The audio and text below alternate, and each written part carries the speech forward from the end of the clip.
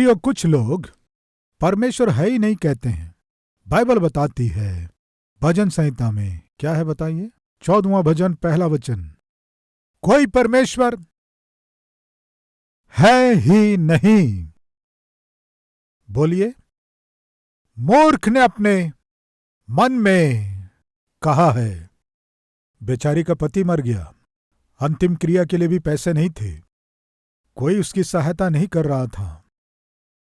उस गांव के मुखिया के पास जाकर, श्रीमान, मेरे पति के अंतिम कार्य के लिए भी कम से कम बॉक्स खरीदने के लिए भी पैसे नहीं हैं, कुछ सहायता कीजिए। कहने से उस गांव का मुखिया क्या कहा जानते हैं? तुम बहुत भक्ति स्त्री हो ना, तुम बहुत भक्ति स्त्री हो ना, हमेशा परमेश्वर परमेश्वर कहते रहती हो। फिर अभी सच में तुम्हारा परमेश्वर है तो निश्चय तुम्हारी सहायता करता ना। अंतिम क्रिया भी संपन्न ना कर पाने की स्थिति तुम्हारे जीवन में क्यों आई? इस तरह बिचारी जो आवश्यकता के लिए आई थी उसके सामने प्रचार किया। उसके बाद एक काम करोगी, परमेश्वर नहीं है, इस तरह तुम्हारे पति के लाश के बॉक्स में लिखोगी तो मैं पैसे दूंगा, बॉक्स के लिए, अंतिम क्रिया के लिए। बेचारी और कोई सहायता नहीं थी, इसलिए पति को मिट्टी देने की जिम्मेदारी उस पर थी, इसलिए ठीक है बोली ये आत्मिक स्त्री। परमेश्वर पर विश्वास करने वाली ये आत्मिक स्त्री परमेश्वर नहीं है कैसे लिखेगी, कैसे लिख पाएगी प्रियो? लेकिन पति को मिट्टी देना है इस आशा से, जिम्मेदारी उसके ऊपर थी, इसलिए वो ठीक है बोली। उसके बाद क्या की जानते हैं? उस बॉक्स में पति के शव को रखने के बाद कोई परमेश्वर है ही नहीं इस तरह लिखवाकर मूर्ख ने अपने मन में कहा, इस वचन को भी उसके साथ लिखवा दी। अभी उस व्यक्ति ने जो कहा वो की कि नहीं? जो कहा वो भी की और जो सोची वो भी की। बाइबल में हम देखते हैं मूर्ख अपने मन में कहा है, कोई परमेश्वर है ही नहीं। कुछ लोग परमेश्वर नहीं है इस तरह कहते रहते हैं। क्यों? अगर परमेश्वर है तो क्या कभी तुमने देखा? परमेश्वर परमेश्वर परमेश्वर कह रहे हो ना, क्या तुमने कभी परमेश्वर को देखा? प्रश्न करते हैं, विचित्र बातें करते हैं। दिखाई ना देने वाले पर विश्वास क्यों कर रहे हो मूर्ख के समान? सच में परमेश्वर है तो दिखाओ। प्रिय, इस प्रश्न को एक जवान लड़के ने, जो नास्तिक था, एक आत्मिक व्यक्ति से पूछा। अरे परमेश्वर परमेश्वर कहते हो ना तुम, सच में परमेश्वर है तो दिखाओ। अगर यदि परमेश्वर है, यदि तुम दिखाओगे तो मैं तुम्हारे परमेश्वर पर विश्वास करूंगा। इस तरह जोर जोर से बात करते हुए अपना हाथ दिखाओ। हाथ दिखाया। जो परमेश्वर नहीं है बोला, वो हाथ दिखाया। ये आत्मिक क्या किया जानते? उसका हाथ पकड़कर जोर से चिमटा। जैसे ही जोर से चिमटी काटा, यह जोर से दर्द के कारण सह ना पाकर चिल्लाने लगा। क्या बात है? क्या हुआ? इतनी जोर से क्यों चिल्लाए? अरे पागल हो क्या तुम? इतनी जोर से चिमटे, क्या हुआ? चिमट दिया तो क्या हुआ? क्या हुआ? क्या कह रहे हो? दर्द हुआ है मुझे जोर से। चुप रहो, दर्द है। तुम चिमटे हो, मुझे चिमटे हो, मुझे नहीं तो दर्द तुम्हें होगा क्या? सच में तुम्हें दर्द दिया, जोर से दर्द दिया, इसलिए तो मैं चिल्लाया। तुम कुछ ना सोचो, थोड़ा उस दर्द को दिखाओगे मुझे? क्या? उस दर्द को थोड़ा मुझे दिखाओ। दर्द को दिखाओगे तभी मैं मानूंगा कि तुम्हें दर्द हुआ, नहीं तो तुम्हें दर्द नहीं दिया। दूसरा हाथ भी दो। तुम क्या बात कर रहे हो? दर्द को कैसे दिखाऊं? सच में दर्द है तो तुम दिखाओ ना। समझ में आया आपको कुछ? परमेश्वर है तो दिखाओ, विश्वास करूंगा। परमेश्वर है तो दिखाओ, तब विश्वास करूंगा। इसे दर्द है तो दिखाएगा, तब विश्वास करेंगे। दर्द हुआ कि नहीं हुआ प्रियो? दिखा सकता है क्या? नहीं दिखा सकता, लेकिन दर्द हुआ ना? हुआ। दर्द होने से ही तो दर्द होगा, होने से ही दर्द देगा। दिखा सकता है? अरे भाई, कॉमन सेंस उपयोग करो। मात्र दिखा नहीं पाने से नहीं है सोचना मूर्खता है। दर्द है तो मुझे दिखाओ, मैंने कहा। तू दिखा पाया क्या? तू दिखा नहीं पाया। दिखा नहीं पाया इसलिए अगर मैं दर्द नहीं है कहने से तुम मानोगे? अरे मुझे दर्द है, वही तो मैं कह रहा हूं। परमेश्वर है, तुम दिखाओ कहने से शायद दिखा ना पाए, लेकिन परमेश्वर है। एक साइंस का प्रोफेसर एक लड़का खाना खाने से पहले प्रार्थना कर रहा था, देखा। देखकर, ओ बाबू, क्या कर रहे हो? जिसने मुझे भोजन दिया है उस परमेश्वर को मैं धन्यवाद दे रहा हूं। क्या तुम परमेश्वर पर विश्वास करते हो? हाँ, मैं विश्वास करता हूं। उस प्रोफेसर ने कहा, बड़े अच्छे हो तुम।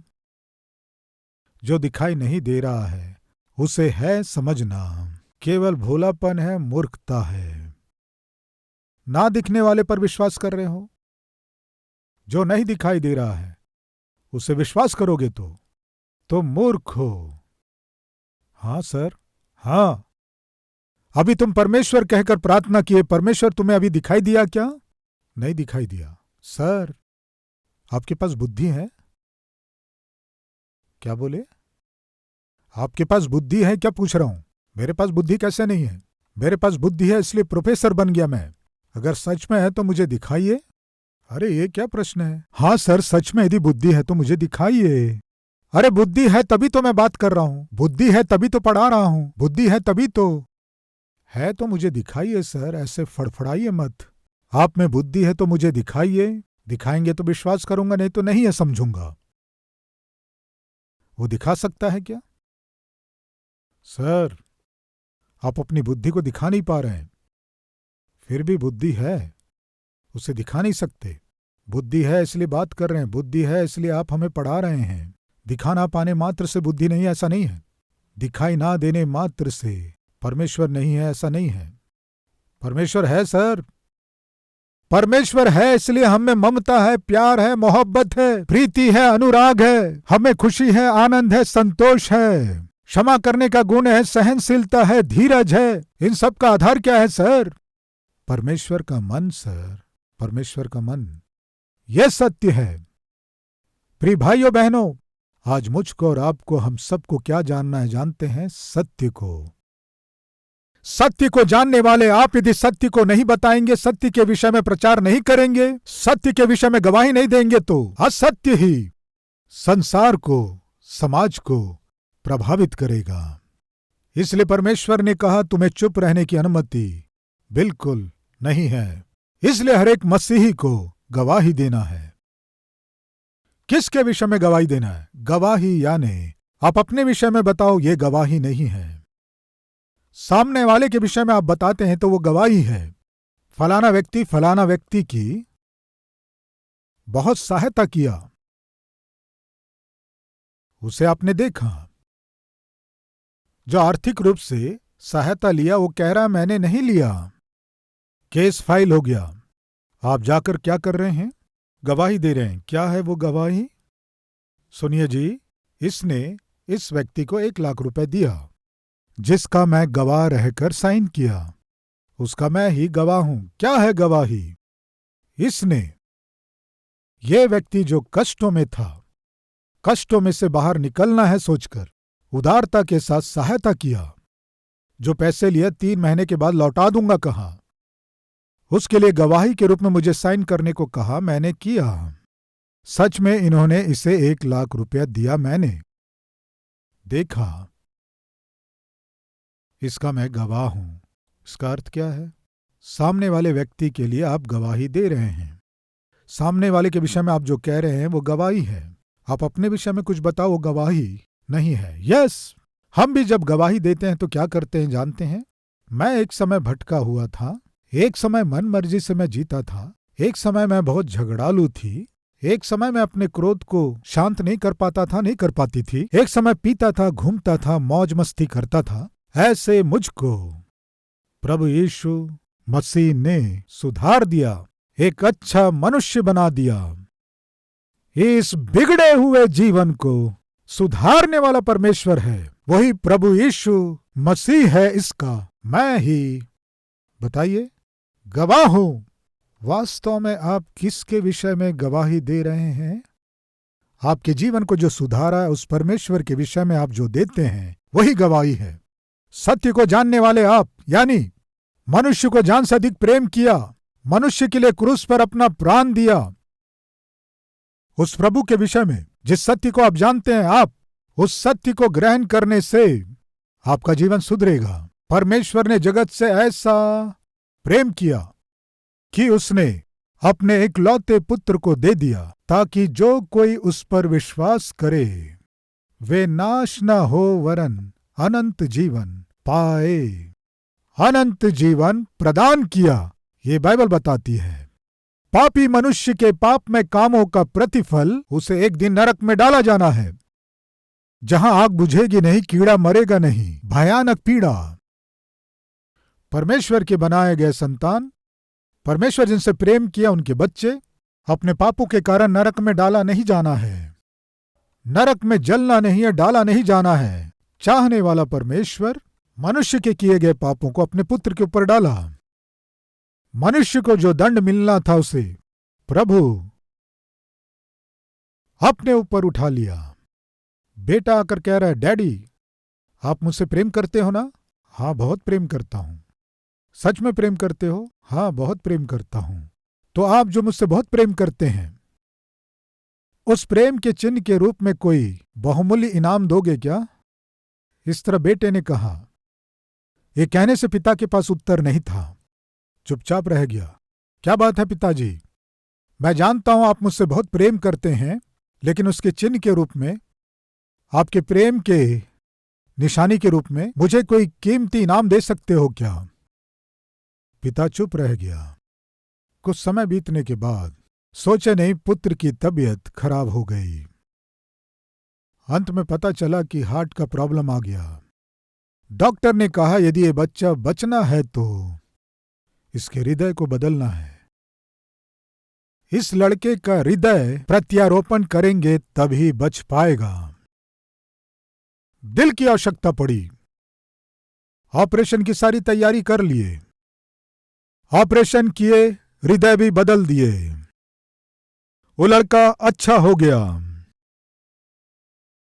ऑपरेशन थिएटर से वार्ड में लेकर आए, थोड़ा तंदुरुस्त हो गया। पास में एक लिफाफा था, धीरे से उसे उठाया, पत्र को पढ़ने लगा। उसमें इस तरह लिखा था, मेरे प्रिय पुत्र, इस पत्र को तुम पढ़ पा रहे हो या नहीं?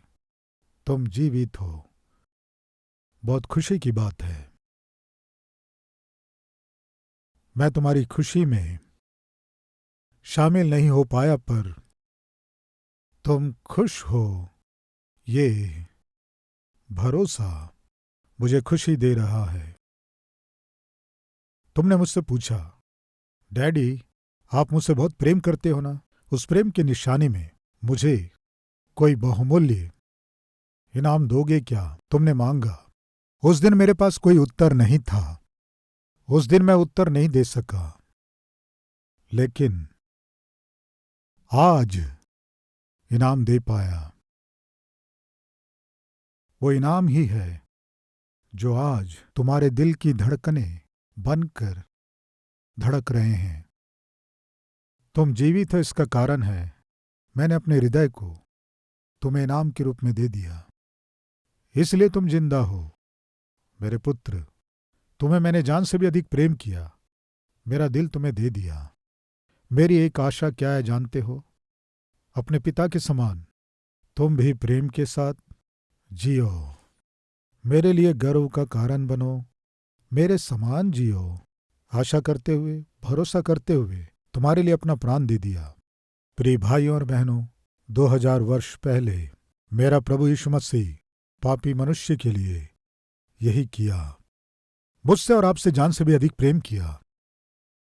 उस प्रेम के निशानी के रूप में अपने प्राण को ही मेरे और आपके लिए क्रूस में बहा दिया। जान से अधिक प्रेम किया हो, प्राण दिया हो, ऐसा कोई इस संसार में है कहने से?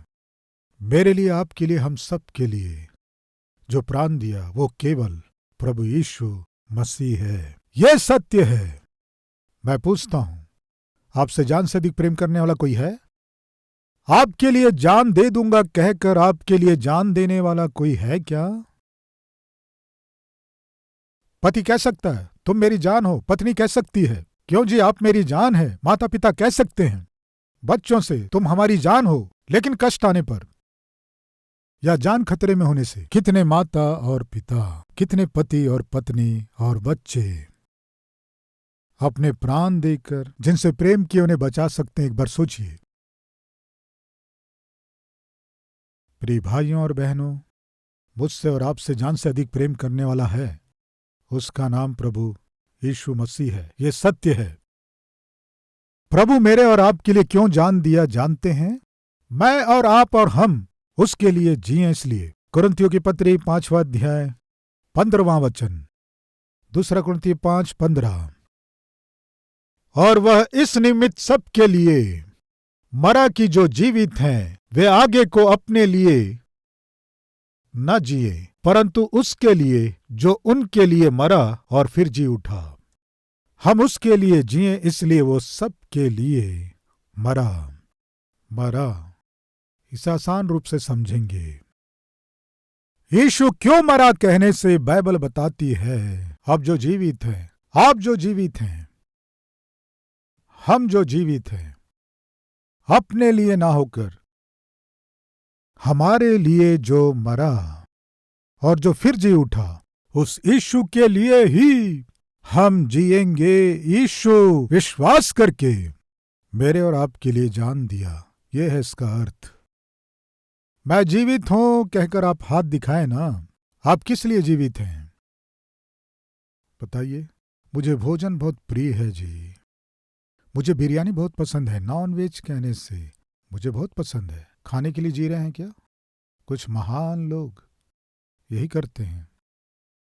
कुछ लोग खाने के लिए जीते हैं और कुछ लोग जीने के लिए खाते हैं। अभी हम किस झुंड के हैं? खाने के लिए जीने वाले हैं या जीने के लिए खाने वाले हैं? एक बार सोचिए प्रिय भाई और बहन, मुझको और आपको किसके लिए जीना है? मैं बताऊं, आपके लिए यीशु प्राण दिया। इसका कारण जानते हैं? उस प्रभु के लिए मैं और आप जिएंगे इस भरोसे के साथ। यीशु प्राण दिया। मैं पूछता हूं, किसके लिए जिए, किसके लिए जीवित हैं? धन कमाने के लिए जी रहे हैं क्या? सुख भोगों के लिए आप जी रहे हैं क्या? धन और सम्मान के लिए जी रहे हैं क्या? मित्रों के साथ सज धज कर घूमने के लिए जी रहे हैं? लड़कों के साथ घूमने के लिए, लड़कियों के साथ घूमने के लिए, मनमानी करने के लिए जी रहे हैं? किसके लिए आप जी रहे हैं? आज हम सब जी रहे हैं, ये सत्य है, लेकिन एक प्रश्न है, आप किसके लिए जिएंगे? सोचकर यीशु मसीह आपके लिए प्राण दिया। प्रभु के लिए जिएंगे, प्रभु के लिए जिएंगे। इसलिए उस पिता ने यही कहा, बेटे तुम्हारे हृदय में रोग है, खराब हो चुका है, तो मर जाओगे, इसलिए मैं अपना हृदय दे रहा हूं। क्यों जानते हो? मेरे पुत्र के रूप में जियोगे, इसलिए मेरे समान जियोगे। इसलिए आपको कुछ समझ में आया? बदले में इसका अर्थ, पिता के बदले जीने वाला ही पुत्र है। उस पिता के बदले आपको जीना है। ऐसे पुत्र हैं आप, पुत्री हैं आप, ऐसे जिएंगे। इसलिए यीशु आपके लिए अपना प्राण दिया, ये सत्य है। आज हम में कितने लोग यीशु के समान, यीशु के जैसे जी रहे हैं? एक बार सोचिए। मैं, हम और आप यीशु के समान जिएंगे, इसीलिए यीशु अपना प्राण दिया। आज आप किसके लिए जी रहे हैं, क्यों जी रहे हैं? एक बार सोचिए। पहला है मैं और आप निश्चय जो जानना है, जो हमारे जीवन में रहना है, वो सत्य। दूसरा है उस सत्य के लिए हमें गवाह के रूप में जीना है। इसलिए मैंने अभी पढ़ाया, क्या पढ़े? प्रेरितों के काम 1 अध्याय 8वां वचन, जब तुम पवित्र आत्मा के सामर्थ को पाओगे, जब पवित्र आत्मा को पाओगे। मेरी बाइबल बताती है, सबसे पहले पवित्र आत्मा के विषय में लिखवाते समय प्रेरितों के काम की पुस्तक में यह लिखा है, इसे प्रभु ने कहा है, जब ऊपर से पवित्र आत्मा परमेश्वर आपके ऊपर आएगा, तुम सामर्थ को पाओगे। भाषाओं में बोलोगे ऐसा नहीं है। क्या पाओगे लिखा है? सामर्थ को पाओगे। क्यों उस सामर्थ को पाओगे? क्या है वो सामर्थ? पवित्र आत्मा का सामर्थ। परमेश्वर ने क्यों हमें पवित्र आत्मा के सामर्थ को दी है? क्यों दी है कहने से, तुम मेरे गवाह होगे, मैं तुम्हें सामर्थ दे रहा हूं। यानी जिसमें पवित्र आत्मा है, उसके जीवन में सबसे पहले क्या करता है जानते हैं? प्रभु के गवाह के रूप में जीता है। समझ में आया? पवित्र आत्मा से भरा हुआ व्यक्ति कौन है? कौन सच में पवित्र आत्मा से भरा हुआ है?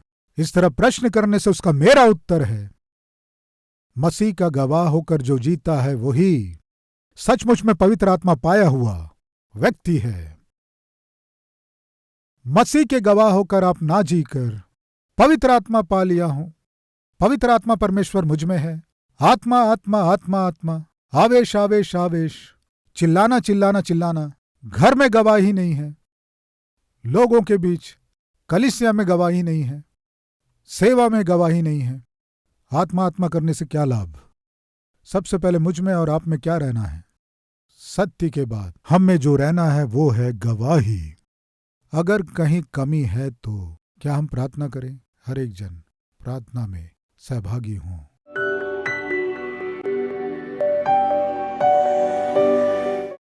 प्रभु, आपके विषय के सत्य को जानना ही सच्ची स्वतंत्रता है। आपके विषय में गवाही देना ही सच में पवित्र आत्मा को पाना है। ऐसा जीवन हमें दीजिए प्रभु। सच्चा परमेश्वर तू है, सतपुरुष तू है पिता, तू जीवित है, सर्वशक्तिमान है, सारे अधिकार को रखने वाला है, सर्व अंतर्यामी है। आपको जानना ही सत्य है। इस सत्य को जानना ही हमारे जीवन में उत्तम है। तेरे विषय में हमको बताया इसलिए धन्यवाद। हमारे जीवन में आने के लिए धन्यवाद। हमसे जान से भी अधिक प्रेम किया, धन्यवाद। अपने प्राण को ही हमारे लिए दे दिया, धन्यवाद। तेरे समान हम जी सकें, तेरे समान मैं जी सकूं। भरोसा करके हमारे लिए प्राण दिया। तेरे भरोसे को हम ना तोड़ें, सहायता कर यीशु। तेरे समान जी सकें ऐसा जीवन हमें दे पिता। दया कर, तेरे गवाह के रूप में इस पृथ्वी में जब तक हैं तब तक जी सके सौभाग्य दे पिता। आज हमारी प्रार्थना को आपने सुना, इसलिए तुझे धन्यवाद करते हैं, स्तुति करते हैं। सारी महिमा, सारा आदर युगान युग तक आपको ही मिलने पाए। आमीन। हमारा पता Calvary, post box number 30, Kukatpally, Hyderabad 72।